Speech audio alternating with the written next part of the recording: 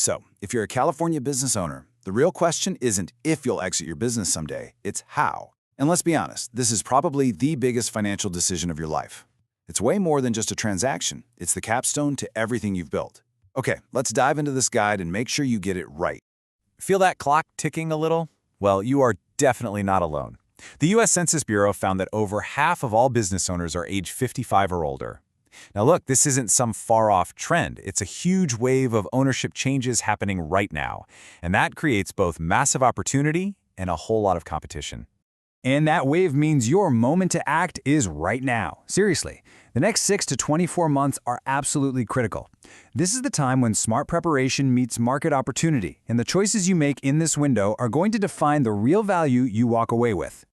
So to get you through this, we've set this up as your personal decision guide. We're going to start with why this is so urgent, then we'll clearly define who can represent you. After that, we'll get into the playbook for protecting your price, talk about the money, and then we'll finish with a really powerful checklist to help you find the perfect advisor. Okay, let's kick things off with your most important choice, choosing your champion. And I'm using that word champion for a reason. This isn't just about some process. It's about deciding who is truly in your corner, with a legal and financial duty to fight only for you. First up, you've got sell-side representation. Think of this as your offense. This is an advisor you hire who works directly for you. Their whole job, their entire mission, is to create competition among buyers, to drive up your company's value and lock in the best possible terms. It's simple. Their success is completely tied to your success. Then, on the other side of the table, you have buy-side representation. Now, this is the key thing to get. Their client is the buyer, not you. Their job is to find great companies like yours and then buy them for the lowest possible price for their client. Their incentives are aligned with the person writing the check, not the one cashing it. And this table just lays it all out, doesn't it? Just look at that first row. Objective. For the sell side, it's maximize price and terms. For the buy side, acquire at a compelling price. One is playing offense for you. The other is playing defense for the buyer. And that one difference drives absolutely everything else you see on this chart. All right, so let's see how that choice plays out in the next really critical phase. You know, a lot of owners think the selling process starts when you begin talking to buyers. That's a huge mistake. The truth is, the game is usually won or lost before your company even hits the market. So welcome to the pre-market playbook. These 3 steps, this is your shield against something we call a retrade, which is just a fancy term for when a buyer tries to slash the price at the last minute. A quality of earnings review is a deep dive into your financials that proves your numbers are rock solid. A strong working capital peg stops arguments over how much cash needs to be in the business. And a perfect data room means you control the story from the very beginning. And just look at the difference this makes. On the left, you've basically got a digital junk drawer, a mess of files that just invites buyers to dig and dig for problems. But on the right, that's a curated story. It answers questions before they're even asked, and it sends a clear message. You're a serious, prepared seller, and that alone commands a higher value. Now, even with a sell-side approach, you've still got choices. A full auction creates the most competition, which usually means the highest price. But if confidentiality is your absolute #1 priority, you just can't risk employees or customers finding out, then a more discreet process with a handful of hand-picked buyers is a much smarter play. It's a strategic trade-off, really, maximizing price versus minimizing risk. Okay, let's talk about the bottom line. It's time to follow the money. How do these advisors actually get paid, and what happens when your deal is more complicated, like when it includes that valuable California commercial real estate your business sits on? You know, the fees structure really tells you everything you need to know. A sell-side advisor usually uses a model, often called a Lehman-style formula, where their success fee literally gets bigger as your sale price goes up. To put it simply, they make more money when you make more money.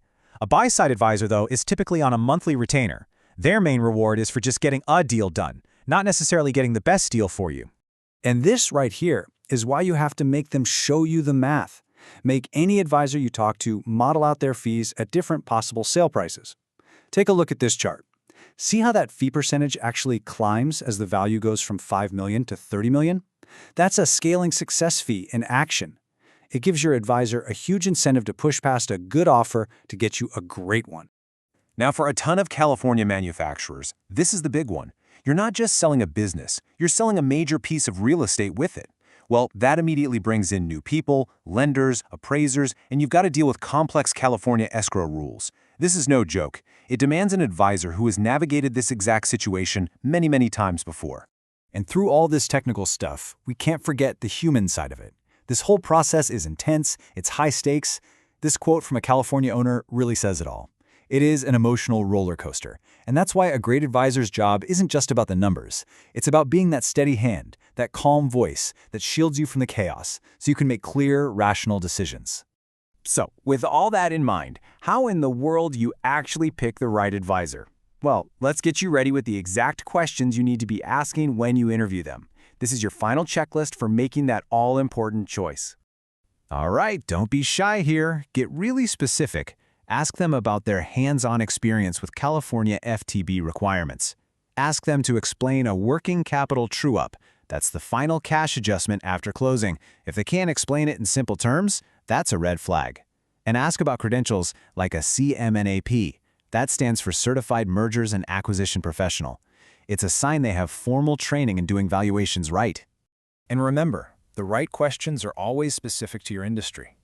I mean, if you own a medical practice, your biggest risks aren't inventory. They're things like patient data privacy under California law, and making sure your key staff don't leave during the transition.